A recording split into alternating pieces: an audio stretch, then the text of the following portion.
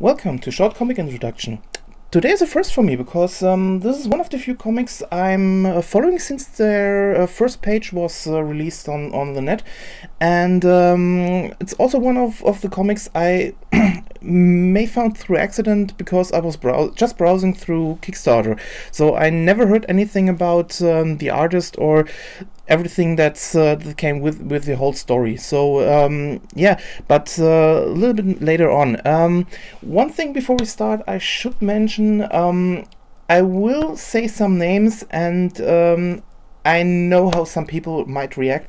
I just want to say I know there are different pronunciations for these names.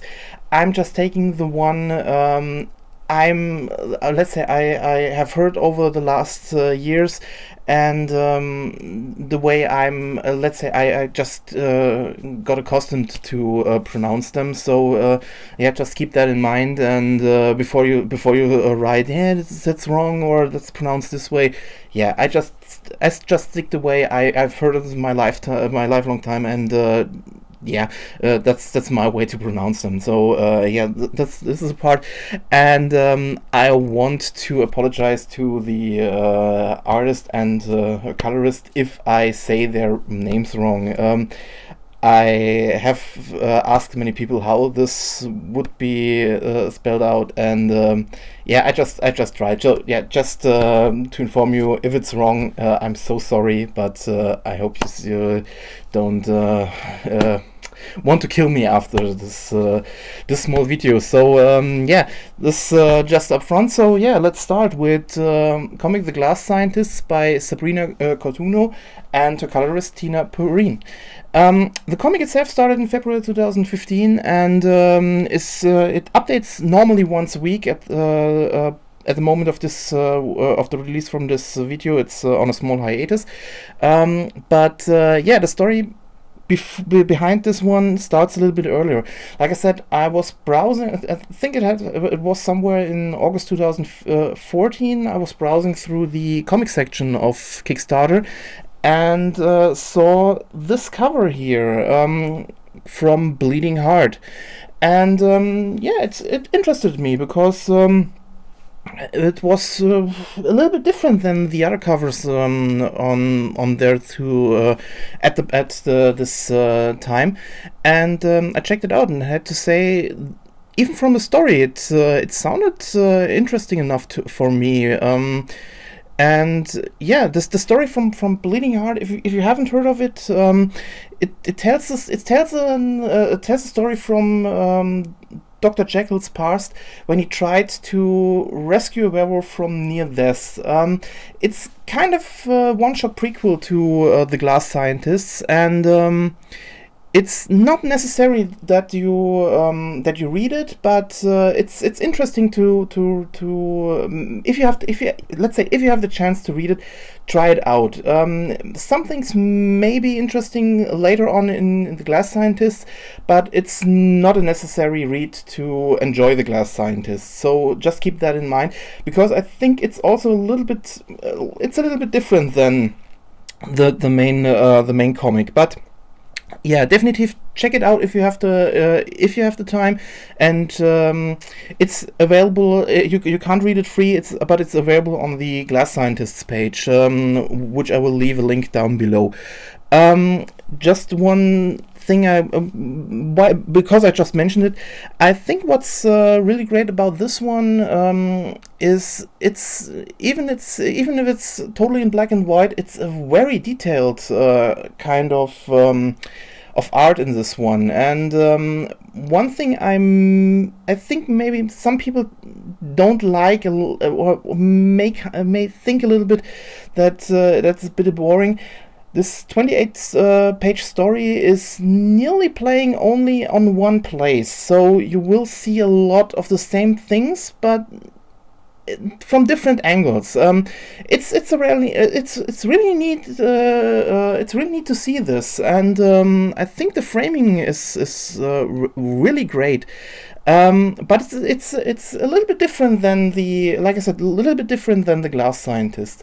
But just a heads up. So if you have the chance, definitive check it out. So now to The Glass Scientist.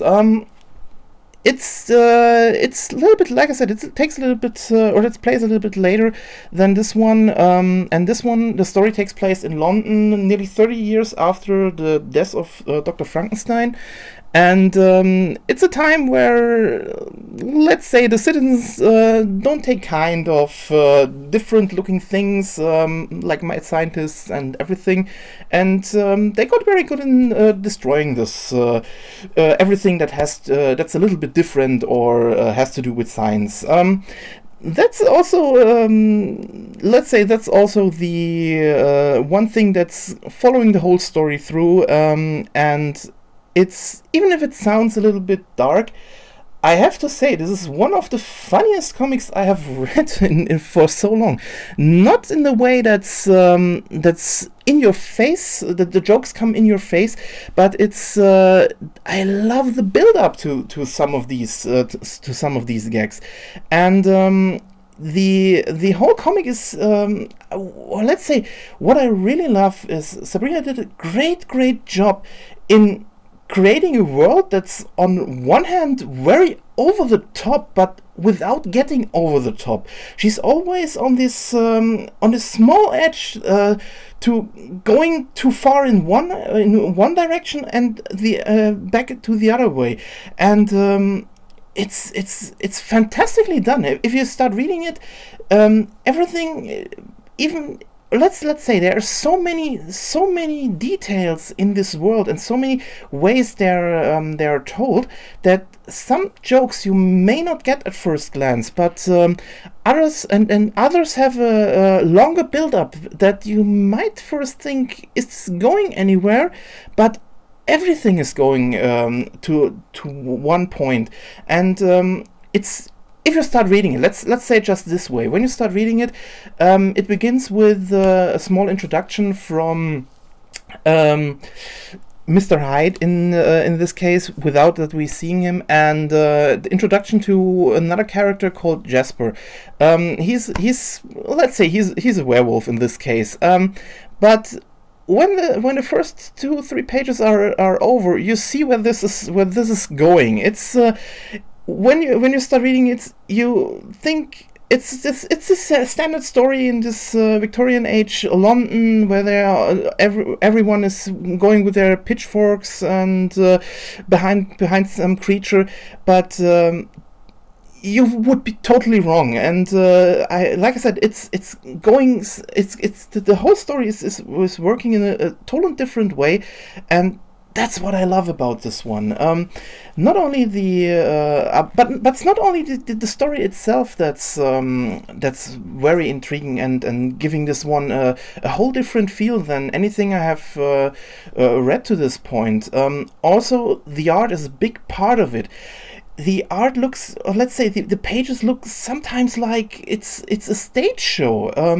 I can show you what I mean if you can. If you can see it in this case, I'm not sure if you can see it up there. There's a small picture of the city, and the way the buildings are designed or placed in this picture just looks like you have. You're looking at a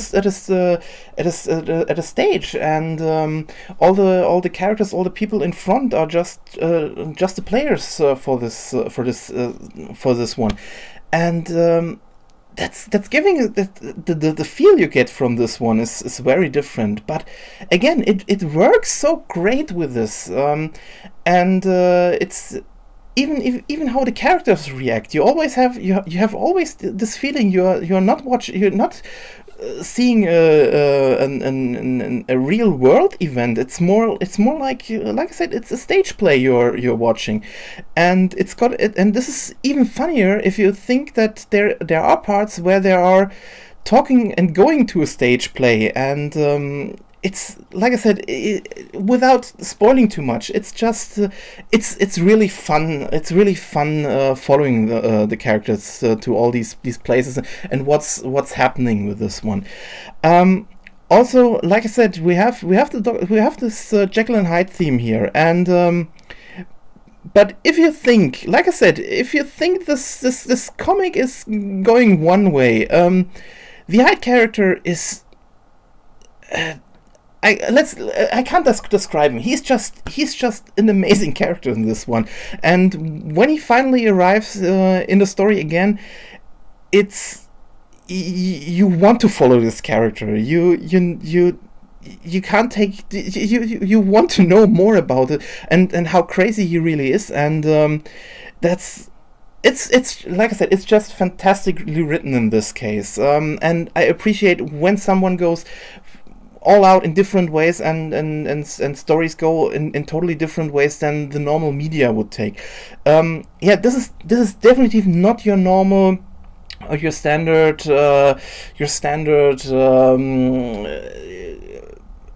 main media kind of thing in this case.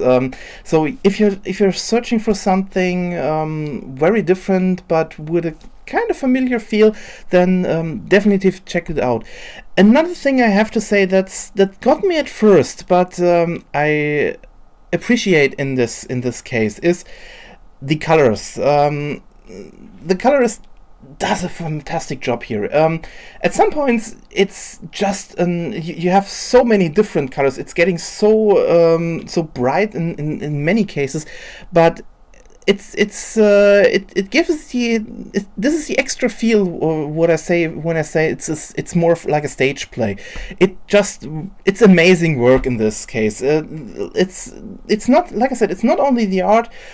Everything works hand in hand together. The way the characters speak and act there in front of the panels, the backgrounds, how they look, how the whole this whole area is designed, and with the colors, this whole let's just say it's a whole unique look in this case. It feels unique, and if you haven't heard of it, definitely check it out. It's really great fun to read. If you're a fan of a little bit steampunk, if you're a fan of these if